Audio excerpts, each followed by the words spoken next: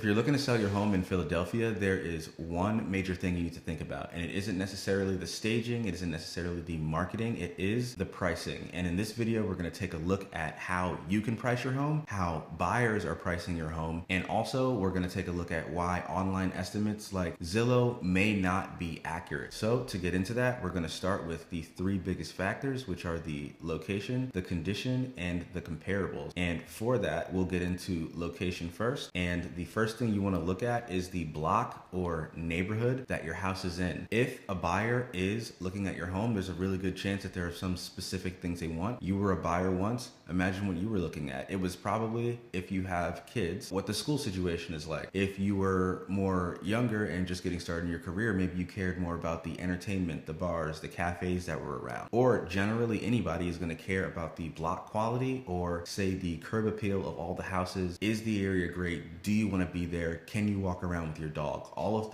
those things are important, and obviously the more of those you have or the higher the quality of those, the higher you can price your home. The next thing we're going to take a look at is how close are you to transit or public transit. The closer you are in Philly to maybe say a bus stop, or if you're on the east side of Philly, if you're close to I-76, or if you're on the west side of Philly, if you're closer to I-95, or any way for someone to get into or out of Center City or to get back to mainline, that makes a huge difference. That is something that would allow you to price higher. And then the last thing you want to look at, if you've been in Philly, you know it is the parking. If you have a garage, just price high, you're good. Not having a garage may mean that people would have to, like maybe you do if you're from here, compete for parking. If you're in a fish town, that's definitely the case. It can be a sport and nobody wants to have to loop around the block several times after they get home from work. So some other things that you might want to think about with this, or an example of how we can kind of solidify that in your mind, is we're going to look at the location. And in this example, we're going to look at Hunting Park, which is an area that is improving as the general rates in Philadelphia drop. But because of the past activity there, the area isn't as desirable. So we're going to take a look at a home that is, if we zoom in, you can see it is newly renovated and it is not super expensive for the area. About $260, 3 beds, 2 baths, 64 days on market. Now we're going to take a look at another home, which, mind you, in Philadelphia, the higher end of the range for days on market generally for the city is about 62. So this is a bit above average as a newly renovated home. That's something that you'd want to think about. This one, 51 days on market, and it's also looking fairly renovated on the inside. They did a fantastic job with this property, but 51 days, and if we look at the price, we're going to see that it's actually lower than the other one. But what I want you to know is both of these properties are near Hunting Park, within maybe a block of each other, but that's just that area. And to kind of really sink that in, I want you to see that this area or this home in Fairmount went in 6 days. And if you had to guess the price, what would you think it is? If you're from here, 600. So 600, similar beds, similar baths, similar space, more desirable area. So I kind of want you to maybe like really think about that when you're pricing your home. Think of what buyers actually are into, and later in this video we'll be looking at the comparable section so that you can get a better idea of what that looks like. So the next thing that we're going to take a look at is the condition, and we are going to start with asking you questions about your own home. So when you think of the condition of your home, would you consider it to be move-in ready? And because everyone doesn't have the same definition of move-in ready, let's start with move-in ready means that the buyer doesn't have to spend money. And once again, I want you to go back to think about yourself as the buyer. If you walked into one of however many homes that you were walking in when you were considering getting your home, assuming this home wasn't inherited, you were probably thinking, okay, I may need to update this, I may need to update that. It's perfect, that's not going to cost me anything. Buyers are still doing that. So if your home is move-in ready, that's something they don't have to think about. That's an expense that they don't expect to have. So it's an expense that doesn't become your problem. So the next thing that you want to look at,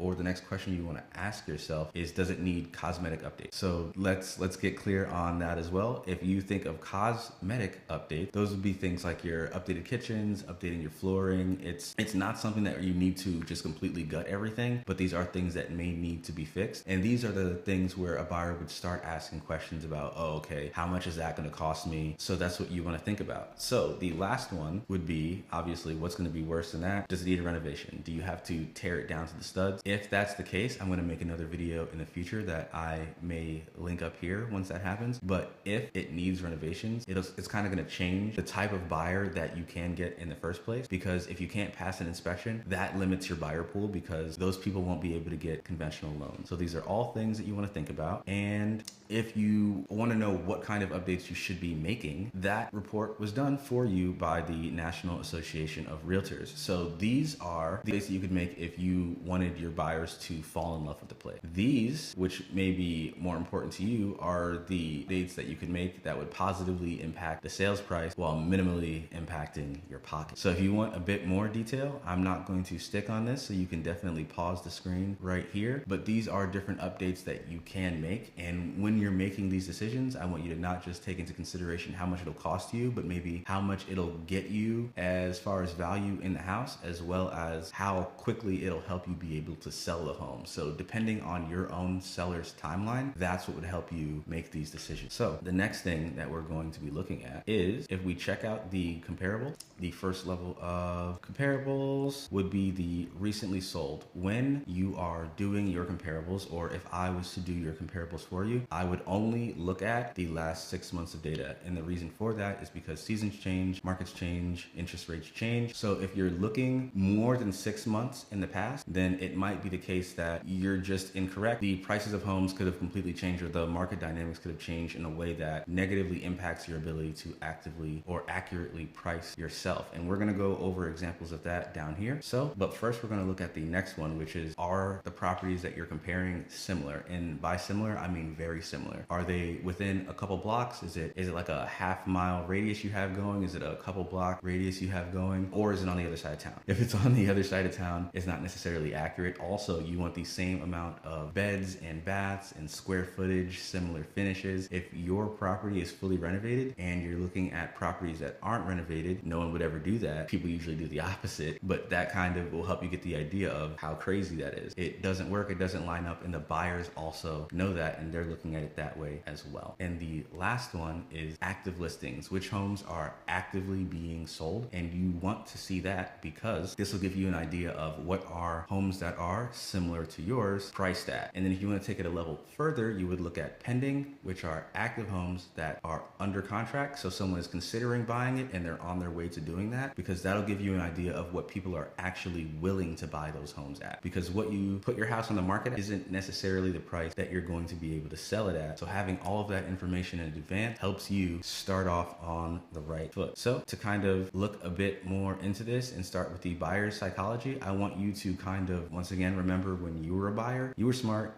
you had Zillow, you had Redfin. If not, you had friends, you asked them questions. They were also looking at this. They know how to price. So kind of put yourself in their shoes and respect their intelligence, because if you price insanely high, it might be the case where no one meets you where you're at and then you pass the window. If your house sits in the market for more than 2 weeks with no buyers, people look at it as maybe something's wrong with that. So you might need to drop the price to lower than you would have if you priced correctly the first time. So to look at the next idea from this, or for the neighborhood difference, we are going to look at Fishtown. And so that you see, if we're looking at Fishtown, we can see we have 300K here, 500K here, 400, 400, 350. And these are all in a small triangle. So this is what we'll be looking at for this example. I want you to see that the first home, this one right here, is a 3-bed, 3-bath for 475K. So 3-bed, 3-bath, 1,400 square foot. It sold at that price. Now there's another one, this one right here. This one's 460, and it sold with the same 3 beds, 3 baths, slightly less square footage. What you see here is that these finishes are newer. The finishes on the other one are also newer. So these are very similar properties. And to show you how being not similar can lower it, same area, it's this one right here, that's 350. So you can see it's basically within a block's walk of that property, and maybe 3 or 4 blocks to the other one. So same neighborhood. And if you look here, you'd see it sold 350. And the reason why, even though it has more square footage, is there are 2 bathrooms instead of 3, and the finishes are a little bit older. So that can make a big difference. And if a seller was selling this home and pricing it like this home,